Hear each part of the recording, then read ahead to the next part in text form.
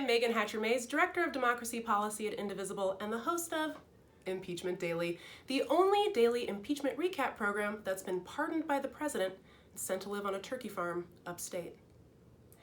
Impeachment Daily exists to demystify the impeachment process and let you know how you can stay involved in this fight. It's Thanksgiving week, and I am grateful to all of you for tuning in and supporting Impeachment Daily.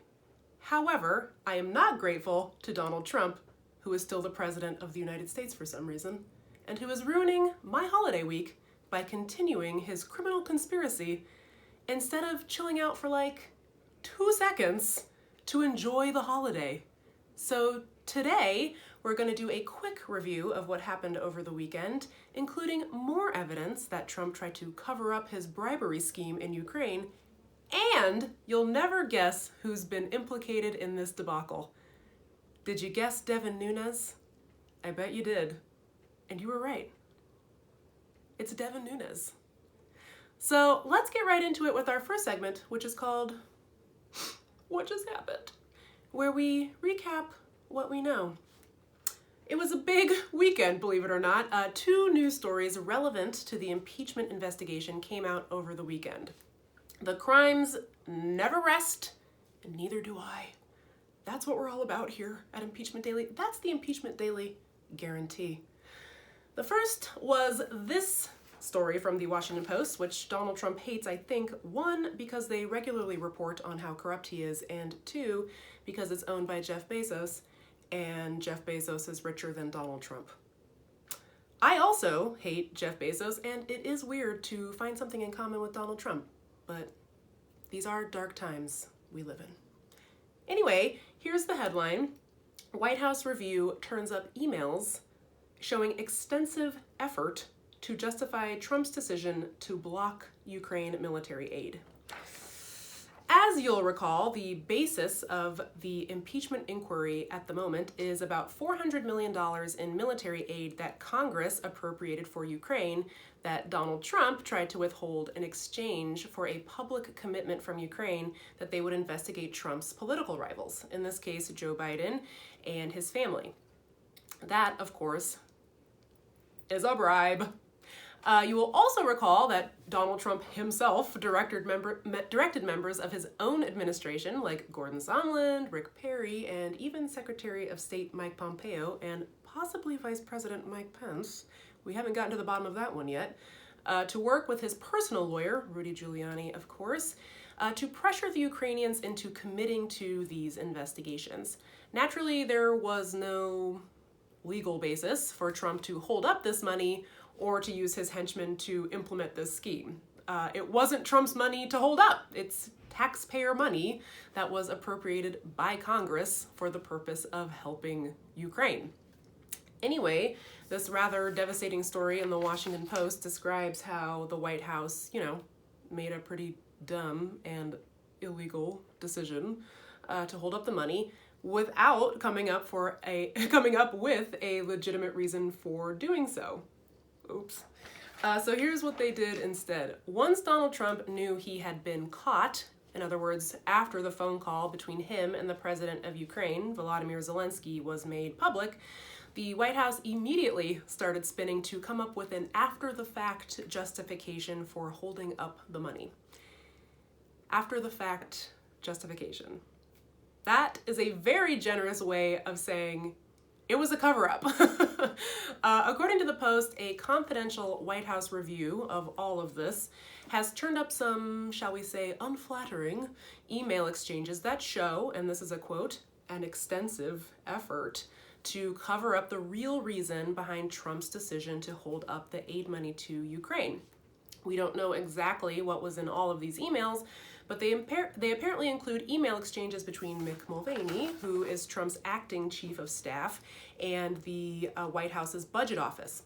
In one email, which took place after Trump's phone call with Zelensky, Mulvaney asked the budget office about the legal rationale for holding up the money, even though Trump had already decided to withhold it months before this exchange took place. I guess Mulvaney, by the way, never got his answer because just a couple of months after that, he had a truly bonkers press conference where he pretty much admitted that Trump tried to bribe Ukraine, and then said that Trump's demands for investigations into the corruption was why we held up the money. So, yikes. And it will surprise no one to learn, of course, that Mulvaney is refusing to comply with a lawful subpoena, refusing to testify in front of Congress about all of this. So, Godspeed, Mick. The other banana story that broke over the weekend was about our favorite wingnut, Devin Nunes. Devin Nunes, of course, is the ranking member on the House Intelligence Committee, which means he spent most of last week pretending that the public impeachment hearings were some sort of deep state plot to take down Donald Trump, who is an innocent and blessed boy who never did anything wrong. Anyway, the name Lev Parnas came up quite a bit during the hearings last week. Lev Parnas is a business associate of Rudy Giuliani, the president's personal lawyer. Here they are together. Parnas, by the way, is currently under indictment for funneling foreign money into United States elections. That's illegal, you know? You may also remember Lev Parnas as the guy who helped Rudy Giuliani smear Marie Yovanovitch, the former ambassador to Ukraine. She was recalled from her post in May because Trump had come to believe some completely baseless and offensive and mildly anti-Semitic conspiracy theories about her, conspiracy theories that were perpetrated by Giuliani and Parnas. Parnas wanted Marie Yovanovitch gone from her post because she was standing in the way of his business interests. And Giuliani naturally wanted her gone because she was standing in the way of his directive from Donald Trump to get those investigations into the Bidens.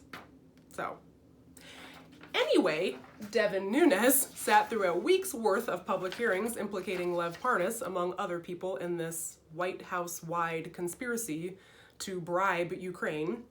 But I guess he didn't think it was relevant to mention that he knows Lev Parnas too, because Lev Parnas set up meetings with Devin Nunes and a bunch of corrupt Ukrainians who wanted to help Trump. Kind of an important detail, Devin. You didn't want to mention it? So, according to Lev Parnas, Nunes met with Ukrainian officials and told them of the urgent need to launch investigations into Joe and Hunter Biden. So I don't think we're going to be able to count on Devin Nunes to vote yes on impeachment since he's a co-conspirator, apparently. So that's what happened just over the last, 2 days. Yikes. So it's Thanksgiving week. I hope you have some fun plans that don't involve any of this. Mashed potatoes, hopefully, macaroni and cheese. Of course, your members of Congress are on recess, which means you can go talk to them if you want a little congressional accountability activity before you eat your turkey this week. You can go to impeachnow.org. You can register your own event or RSVP to an event that your member is already hosting. If you have a Republican member of Congress, give them a call, because that is wild. You can also go to impeach.org. That's the website for our big mass mobilization effort. We're all going to take to the streets and let the world know how much we want Donald Trump impeached. It's happening the night before the final vote in the House. As soon as we know the date, we will let you know, but you got to pre-register, of course, so go to impeach.org, find an event in your state, or register your own event. We have 315 events in 40 states plus the District of Columbia. Hey, you other 10 states, let's make it happen. Let's make it happen. All right, that's Impeachment Daily. I will indeed be back here tomorrow. Looking forward to it. Thanks for tuning in, and I'll see you then.